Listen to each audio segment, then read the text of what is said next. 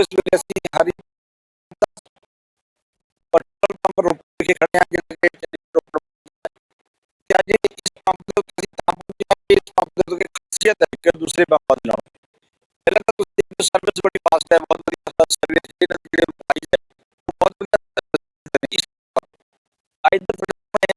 एक प्लांट होया कि जिहड़ा कि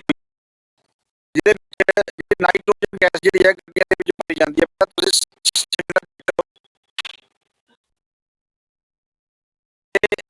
ਇੱਕ ਗੱਡੀਆਂ ਵਾਸਤੇ ਕਿੰਨੇ ਲਾਭਦਾਇਕ ਹੁੰਦੇ ਆਪਾਂ ਗੱਲ ਕਰਾਂਗੇ ਜਿਹੜਾ ਕੀ ਨਾਮ ਤੁਹਾਡਾ ਆਪਣੇ ਪੰਪ ਦਾ ਨਾਮ ਦੱਸੋ ਕਿੱਥੇ ਹੈ ਹਰੀਚੰਦ ਸੁੰਦਰ ਸੁਨੇਨ ਕਰੀ ਪੰਪ ਦਾ ਨਾਮ ਜਿਹੜੀ ਗੈਸ ਤੁਸੀਂ ਦਿੱਤੀ ਹੈ ਇਹਦਾ ਕੀ ਫਾਇਦੇ ਹੈ ਬੇਸਿਕਲੀ ਗਰਮੀਆਂ ਚ ਕੀ ਹੁੰਦਾ ਗੱਡੀ ਚੱਲ ਰਹੀ ਹੈ टायर एक्सपैंड करता है टायर एक्सपैंड करता है थोड़ी हवा होती थोड़ी एक्सपैंड कर देती है करके टायर फटन वगैरह कर होता है ये नाइट्रोजन एक्सपैंड नहीं करती इट्स एक्सपैंड नहीं करती तो ये सही ਤੁਸੀਂ इंस्टॉल जो टायर जितना ਤੁਸੀਂ पाते हो जब अगर ਤੁਸੀਂ पैंती पाते तो पैंती ही रहेगी काफी टाइम आम की गैस होती है ਜਦੋਂ गर्मी होती है तो घट ਵੱਧ हो सकती है बिल्कुल देखिए थोड़ा ਜਿਹਾ सिस्टम ਲੱਗਿਆ ਹੋਇਆ काफी महंगा दूसरा नाम है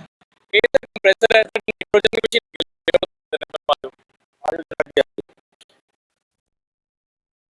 मशीन कंप्रेशन दिखाया तो नाइट्रोजन की मशीन मशीन है नाइट्रोजन की मशीन है पिछले सिलेंडर लगे हुए आ देखो ये पिछले नाइट्रोजन का सिलेंडर लगे हुआ स्पेशल हवा टायरां दे विच जिहड़ी है भरी जाती है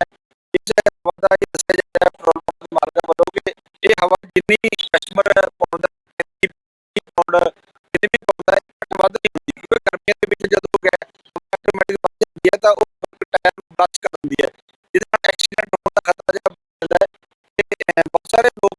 शायद पता नहीं होना कि इस पंप ते हवा की सुविधा एक अलग बनती हैगी है लेकिन अज साडा इस वीडियो का मकसद ये है कि सारे पंपां दे उत्ते हवा की सुविधा घट बहुत ज़्यादा हैगी है पर लेकिन कई आम हवा का कोई गारंटी नहीं हैगी किसी भी तुसीं अपना काम कर दो ये हवा जी है बिल्कुल मशीन है दो मशीन लगी हुई दो मशीन ਜਿਹੜੀ ਕਸਟਮਰ ਨੂੰ ਫਿਜ਼ੀਬਲ ਹੈ ਜੋ ਕਰਦਾ ਉਹ ਪਾ ਸਕਦਾ ਦੋਨੋਂ ਫ੍ਰੀ ਹੈ ਤਾਂ ਕਿਸੇ ਦਾ ਚਾਰਜ ਨਹੀਂ ਕਰਦੇ ਦੋਨੋਂ ਫ੍ਰੀ ਪ੍ਰੋਵਾਈਡ ਕਰਦਾ ਹੋ ਰਿਹਾ ਕਿ ਦੱਸ ਰਿਹਾ ਕਿ ਜਿਹੜੀ ਮਰਜ਼ੀ ਕਰ ਸਕਦੇ ਧੰਨਵਾਦ